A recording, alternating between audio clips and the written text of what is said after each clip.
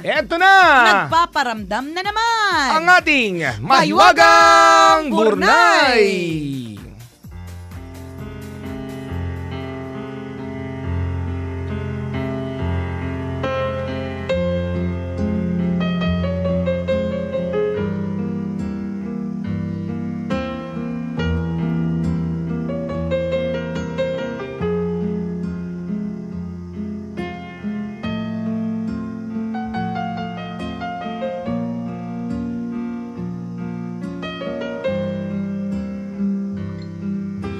Isang grupo ng mga matatandang kababaihan ang nagkakwentuhan habang kumakain sa plaza.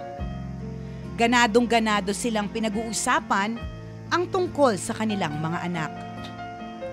Alam nyo, sa awa ng Diyos napagtapos ko ng abogado yung anak ko. Sobrang busy niya sa trabaho, kaya matagal ko na siyang hindi nakikita. Pero napakatindi ng pagiging abogado nun. Big time ang mga clients, sabi ni Lola Josefa. Talaga, Mare? Big time pala yung anak mo? Alam nyo ba, yung anak ko din, sobrang busy sa negosyo niya. Nag-e-export siya ng mga first-class medicinal herbs. Biyahe siya ng biyahe around the world. Kaya bihira na rin kami magkita. Pero grabe, jet setter. Sabi naman ni Lola Marcela. Pagkatapos magsalita ni Lola Marcela, ay agad na sumali sa usapan si Lola Flora. Siguro, ang lakas kubita ng mga anak nyo, no? Parang yung anak kong doktor na nasa London. Espesyalista siya sa puso. Alam nyo ba na sumasahod siya ng 20,000 pounds sa bawat operasyon? At sa isang araw, ay nakakagawa siya ng 2 operasyon. Mantakin mo? At napakatalaki talaga ng sinasahod niya sa abroad. Pagmamalaki ni Lola Flora. Mga lolang to Nang marinig ang sinabi ni Lola Flora, ay hindi naman nagpatalo si Lola Justina. Alam nyo, hindi sa pagmamayabang malaki rin ang kinikita ng anak kong accountant sa ibang bansa. Dolyar ang sahod niya doon. Ang pagkakasabi nga sa akin ay umaabot sa $450,000 ang kinikita niya sa isang taon. Alam nyo matalino kasi talaga yung anak ko na yan. Hindi ko lang alam kung makakauwi siya sa Pasko para magbakasyon, sabi ni Lola Justina. Sa gitna ng mga huntahan, what's huntahan? Kwentuhan. Ay, hunta na. Kaya lalim, tayo maghuntahan. Wait lang, palitan ko. Gawin kong kwento. Kasi here in Manila, we don't know hunta. Hunta ka ng hunta. Oo, diba? Yan. Kwento. Sa gitna ng mga kwentuhan, ay tahimik lamang na nakikinig si Lola Leonora.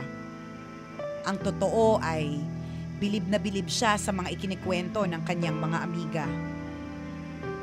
Ikaw, Leonora, kumusta na pala yung anak mo? Tanong ni Lola Justina. Nakaabang ang lahat sa isasagot ni Lola Leonora.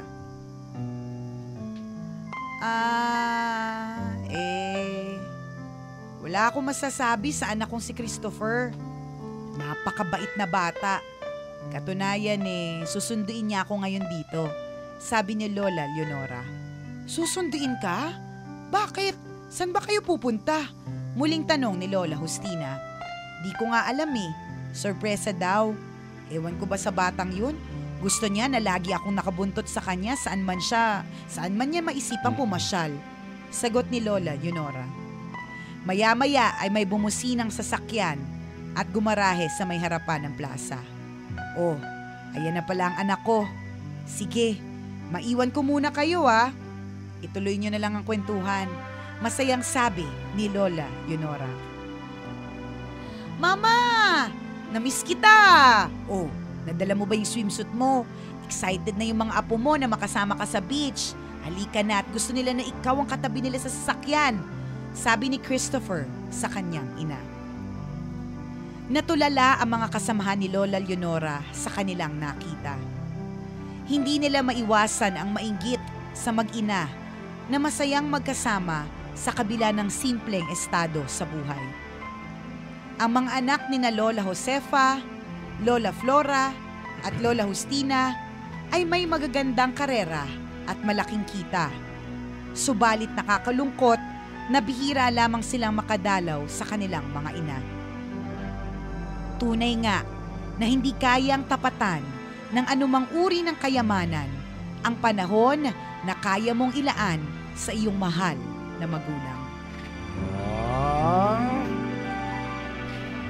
Ang daming guilty, no?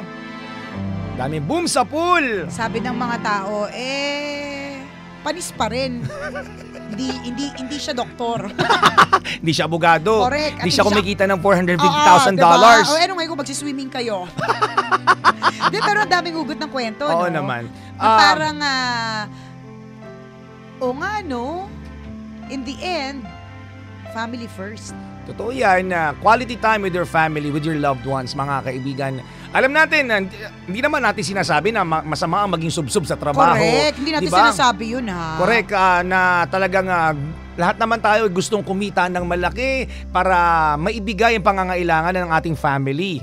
Pero sa kabila ng ating kabisihang ito, sa paghahangad ng maraming material na bagay sa mundong ito, huwag kakalimutang isaalang-alang yung importansya ng pamilya. Correct. Diba? Yung oras na makakasama natin sila. Katulad na lagi namin binabanggit, hindi naman talaga matatandaan yung dami ng Nivea na Correct, na pinadala mo. Diba? Mas matatandaan niya yung Pasko na nakauwi ka sa Pilipinas. Na magkasama kayo. Diba? Although hindi namin sinasabi na mali yung ginagawa nyo, kayo mga nasa ibang bansa at nagtatrabaho, mali kayo. Hindi namin sinasabi yan kasi that's being unfair. Correct, kasi, correct. diba, kung pwede nga lang magstay sa Pilipinas at magsama-sama tayong lahat. Kaya lang yung mga iba may mga pangarap talaga na maging magaan ang buhay. Ang sinasabi lang namin dito, ang punto lang ng Burnay is iba rin talaga kapag ka naglalaan ka ng oras. Oo naman. Hindi naman kailangan physical kung halimbawang talagang malayo kayo sa isa't isa. Pero yung constantly communicate. Correct. Diba? Alam po namin na merong rason lahat ng ginagawa natin kung bakit tayo nagsusumikap na magtrabaho, bakit minsan wala na tayong time sa family natin. May rason kasi nga gusto nating mag-provide. Correct. At importante yun, gusto nating magkaroon ng maayos-ayos naman na buhay ang ating mga kapatid, ang ating mga magulang at ilan pa mga kamag-anak. Pero isang bagay na wag nating kalilimutan talaga is yung totoo bang masaya sila sa mga pinapadala natin? Yes, masaya sila. Pero iba yung kasiyahan ay pinapakita mo kapag kasama mo sila. Correct. Yun ang importante doon. Parang yung isang kaibigan, meron siyang boyfriend na sundalo. Kapag birthday niya o kaya anniversary, grabe magpadala yung sundalo ng ng bulaklak. Bongga. As in bongga talagang, wow, bulaklak. Oo. Patay ka na ba? Parang gano'n kasi masyadong madami. Kulang na lang yung mga bulaklak na may Tama, yung may stand, diba? Kasi ang dami talaga na parang, sino namatay? Ba't parang daming bulaklak? Parang ganun magpadala. Pero, syempre na-appreciate niya yun. Pero sabi niya nga kahit nga wala tong lahat Tama. Kahit wala tong lahat ng mga bulaklak na to, bigyan niya lang ako ng 30 minutes to an hour na makasama ko siya. Totoo. Para sa akin, mas worth it yun. Correct. May mga bagay, di ba? Sige, magpadala tayo ng lotion. Buwan-buwan, nasa damakmak na lotion, ilang kahon ng lotion. Pero yung presensya mo, di ba, yun ang hindi matutumbasan ng ilang boxes ng lotion. Yan. Totoo yan mga kaibigan, no? Napaka-importante ng presensya ng isang tao. Alam, marami akong kakilala na talagang maayos-ayos ang takbo ng buhay. Yung mariwasa talaga ang buhay, partner. Pero hindi sila happy. Pautang naman, partner, sa mga friends mo. Pero hindi sila happy kasi wala yung nanay at tatay nila lagi. O yung mga kotse-kotsehan nila, the remote partner. Samantalang kami dati ditulak. Oo, tsaka yung tumutunog. Oo, yung ganun. baril-baril. Oo. Sila remote controlled partner, tapos Laser gun, laser gun, partner. mga laruan nila. Pero Pati yung sword, laser sword. Tayo Oo nga. cardboard, Diba? o kaya stick lang ninako sa bakuran ng kapitbahay. Oh. Pero hindi sila masaya. Grabe ka naman, judgmental Oo nga. ka. Oo nga. Malay mo naman happy Oo sila. nga. Ingit ka lang. Huwag ganun, chuper. Hindi kasi lagi silang, Lagi silang parang lagi- naghahangad ng makipaglaro sa inyo kasi wala naman aanin nila yung toys na yon. Totoo. Wala naman silang kalaro dun sa mga toys na Nung yun. lumaki kami, na-realize namin bakit sa amin ka laging bakit lagi nasa bahay ka namin? Bakit sa bahay ka namin laging nakikipaglaro? Samantalang yung bahay niyo laki-laki naman. At ang dami-dami mong laruan Ang dami doon. mong laruan. Nung lumaki kami, na-realize namin na, ay oo nga no, hindi ka pala talaga Truly na masaya. yung tunay na ibig sabihin ng kasiyahan Ay, hindi material. makukuha sa baril-barilan lamang. Correct, hindi. Kundi sa mga tao nakakasama mo araw-araw. Tama. Thank you, Mahiwagang Burnay. Isa na namang napakagandang kwento ngayong araw na ito. Ang mga kwento po ng Mahiwagang Burnay, mababasa niyo po sa aming Facebook fan page. I-search lang po, Tambalan! Like na like, share ng share mga kabisyo para marami po ang ma-inspire sa kwento ni Mahiwagang Burnay. Okay. Maraming salamat mga kabisyo sa pagtutok. And thank you very much for making Love Radio always Your number one FM radio station. At habang nariyan kayo mga kabisyo, ang Tambalan, walang kalaban, number one pa more! Ako po si Nicole Yala. At ako naman si Cambiog Hengres Na Juber. nagpapaalala, Walang matatag na relasyon sa malanding may determinasyon. Yun!